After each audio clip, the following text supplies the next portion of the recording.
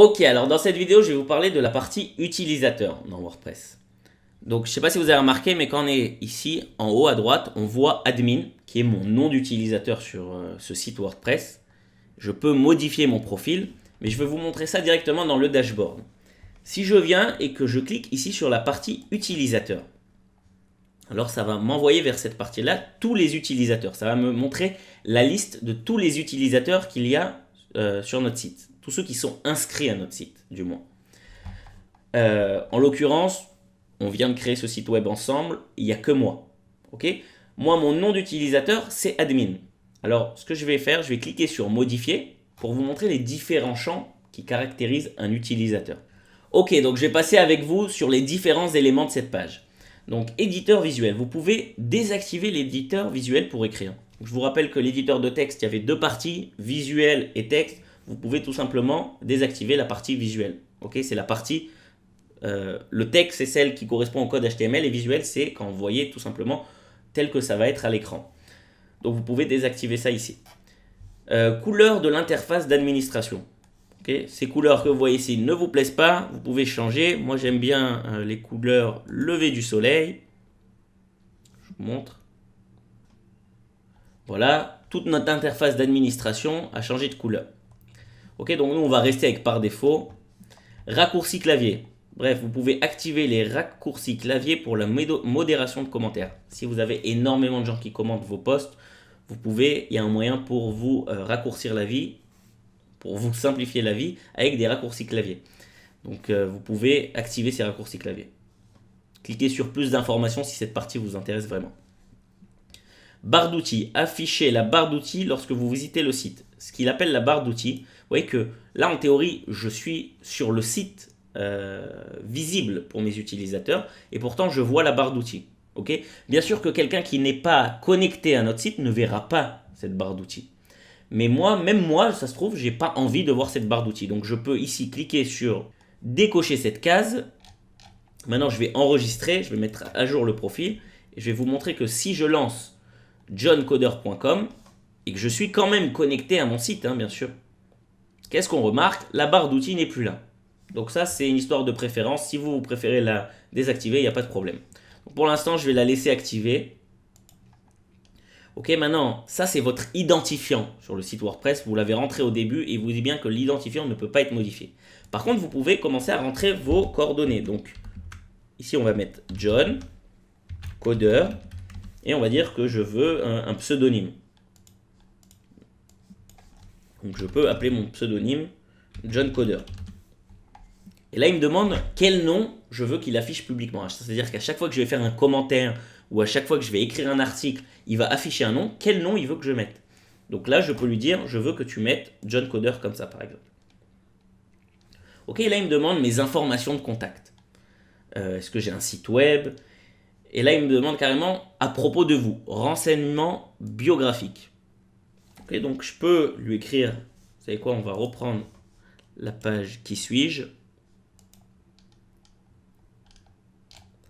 Je vais juste mettre un tout petit bout. Voilà, juste ça, histoire de mettre quelque chose. Voilà. Et là, vous pouvez aussi changer votre image.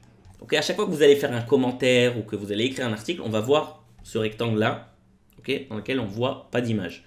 Donc vous pouvez changer cette image avec un service ici qui s'appelle Gravatar. C'est tout simplement une plateforme dans laquelle vous allez créer un compte et vous allez associer un email à une image. Et à chaque fois que vous allez rentrer cet email, donc là c'est l'email de votre compte sur ce site, et ben il saura tout seul aller chercher l'image sur votre compte Gravatar.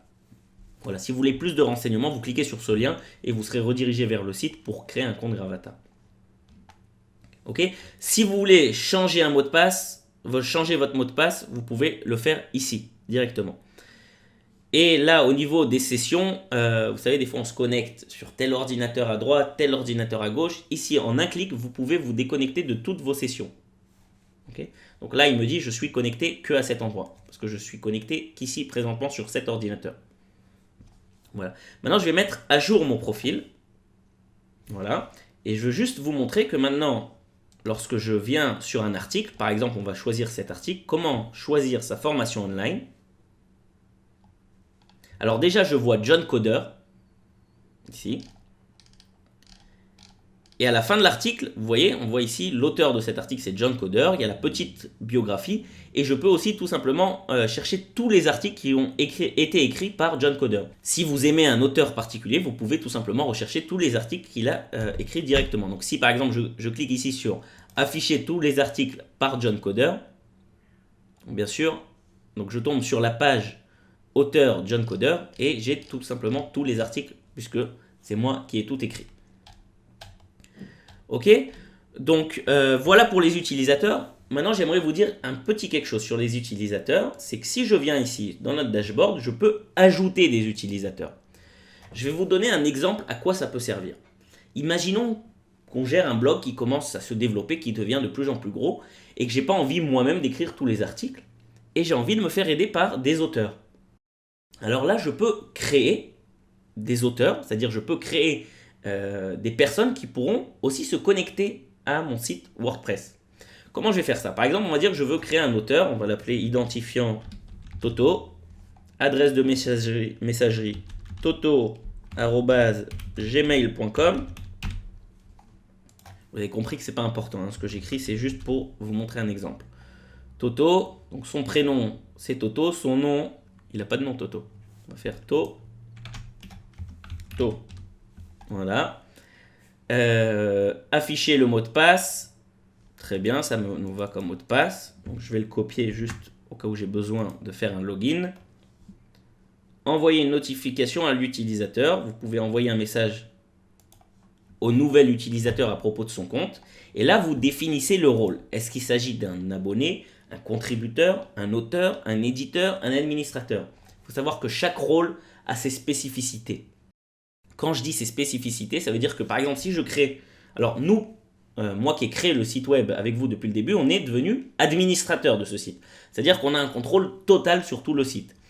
Mais si par exemple, vous voulez que quelqu'un puisse écrire des articles, mais qu'il ne puisse pas toucher à votre site, donc vous allez le mettre en auteur. Et là, je vais cliquer sur ajouter un utilisateur.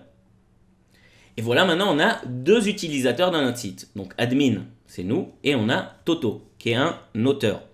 Donc juste pour vous montrer maintenant qu'est-ce qui se passe. Regardez plus ou moins à quoi ressemble notre dashboard ici. Le menu. Articles, médias, pages, commentaires, contacts, apparence, extensions, outils, réglages. Bref, il y a plein de choses dans ce menu. Maintenant, si je viens, je me déconnecte et que je veux vous montrer qu'est-ce qui se passe si Toto se connecte maintenant au site. Donc, identifiant, on l'a appelé Toto. Et son mot de passe, le voilà, se connecter.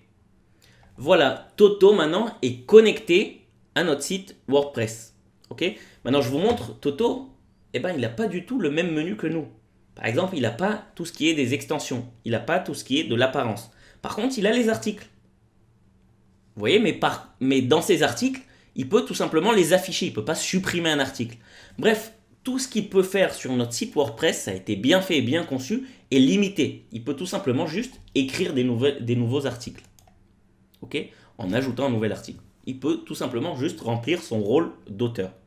Ok, donc ça c'était pour vous donner un avant-goût de qu'est-ce qu'un utilisateur dans WordPress et vous expliquer qu'il y a plusieurs rôles différents pour des utilisateurs différents. Je vais quand même me reconnecter avec mon compte administrateur pour les vidéos suivantes. Donc c'était admin et passe. Et voilà, on a récupéré notre menu complet. Ok, dans la prochaine vidéo, je vous parlerai des commentaires.